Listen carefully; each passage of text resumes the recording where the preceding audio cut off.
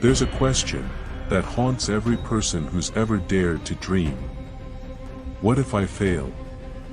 It's a fear that paralyzes more potential than any actual setback ever could. But today, I want to flip that question on its head. What if the real danger isn't failing, but never trying at all? What if the mindset you've been taught, the one that says, play it safe, don't embarrass yourself, quit while you're ahead, is the very thing keeping you from the life you're capable of living? Let me tell you about a woman named Sarah Blakely. Years before she became the youngest self-made female billionaire, she was selling fax machines door-to-door in Florida. She had an idea for a new kind of undergarment, but no experience in fashion.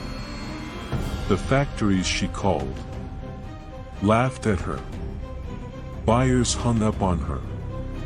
Even her father, when she confessed her dream, gently said, "Why don't you just focus on finding a stable job?" But Sarah had a different mindset. She'd been raised by a father who asked his kids at dinner, "What did you fail at this week?"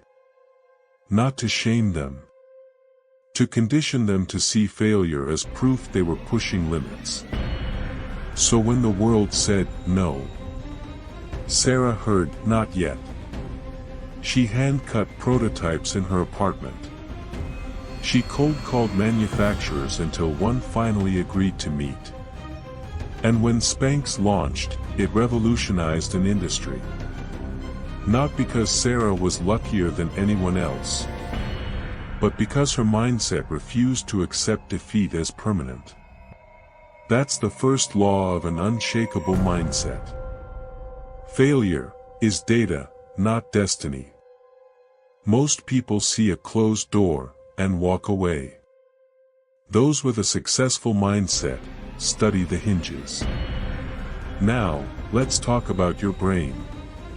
Because neuroscience proves, mindset isn't some fluffy concept. It's biological. When you learn a new skill, or push through a challenge, your brain physically rewires itself. It's called neuroplasticity.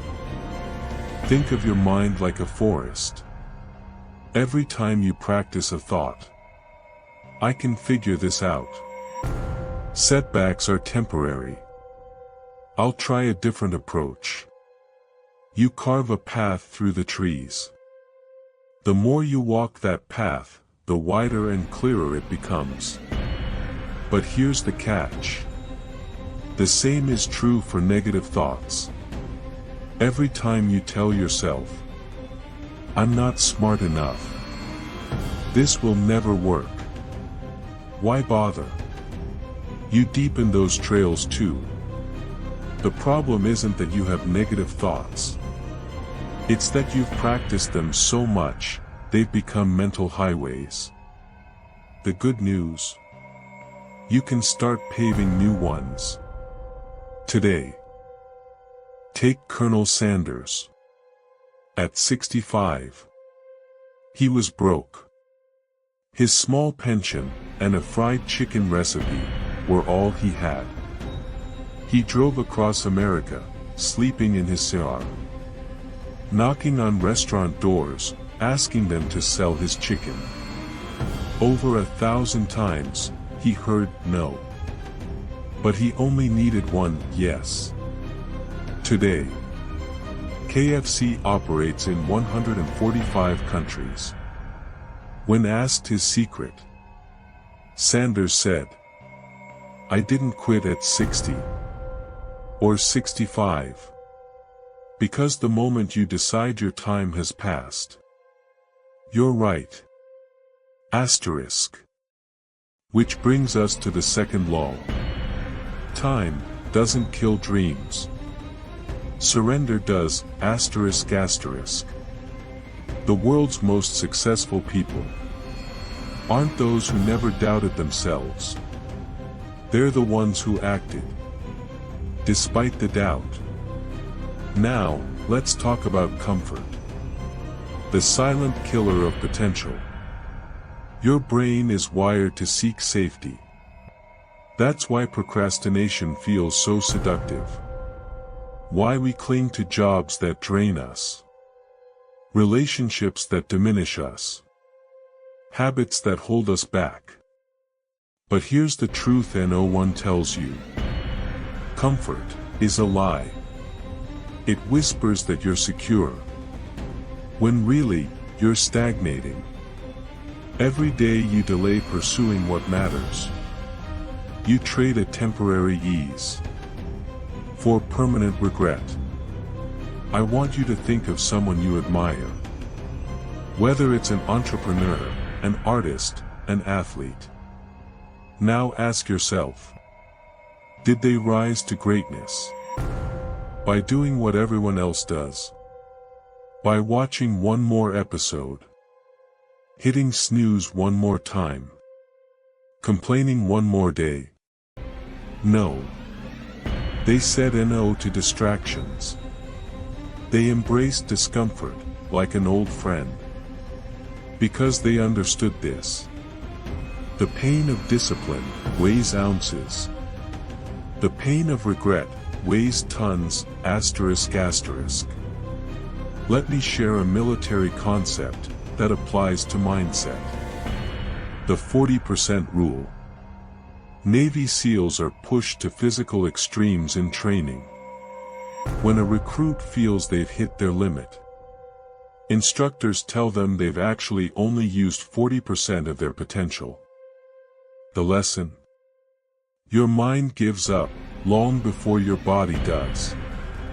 The same is true in life.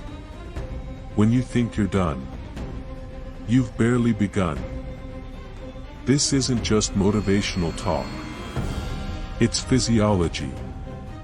When you push past mental barriers, your brain releases chemicals that sharpen focus and numb pain. Ancient warriors knew this. Modern CEOs use it. And you can too.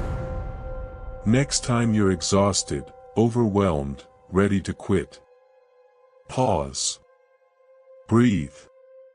Then ask, is this really my limit? Or is this just the first time I've dared to push this far? Asterisk. Now, let's address the elephant in the room. Comparison. In a world of social media highlight reels, it's easy to feel behind. But here's what they don't show you. The sleepless nights. The rejected ideas.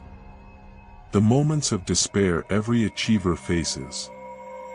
Michelangelo spent 4 years on his back, painting the Sistine Chapel. His eyesight damaged permanently.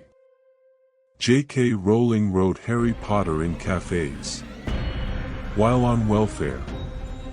A single mother battling depression. What if they'd compared themselves to others, and quit? This is the third law. The only person you're competing with is who you were yesterday, asterisk asterisk. Track your progress, not someone else's. Finally, let's talk about the most powerful word in mindset work. Yet. I haven't mastered this. Yet. I don't see results. Yet. I don't know how. Yet. That tiny word bridges the gap between frustration and growth. As we wrap up, I'll leave you with this. In 1962, a young band auditioned for Decca Records. The executives rejected them, saying, "Guitar groups are on the way out." That band was the Beatles. A decade later, the same executives likely watched them perform for millions, wondering how they'd missed the signs. But here's what matters. The Beatles didn't let that no define them. They kept playing. Your journey will have no's. It will have setbacks. There will be days you question everything. But remember, the difference between those who succeed and those who don't isn't luck, or talent, or even hard work. It's the decision to keep going when every instinct says stop. So tonight, before you sleep, ask yourself, what would I attempt if I knew I couldn't fail? Then wake up tomorrow and do one thing toward it. Just one. Because that's how unshakable mindsets are built. Not in grand gestures, but in daily acts of courage. The world needs what you have. But first, you must believe it yourself. Now go. And whatever you do, don't you dare give up on you.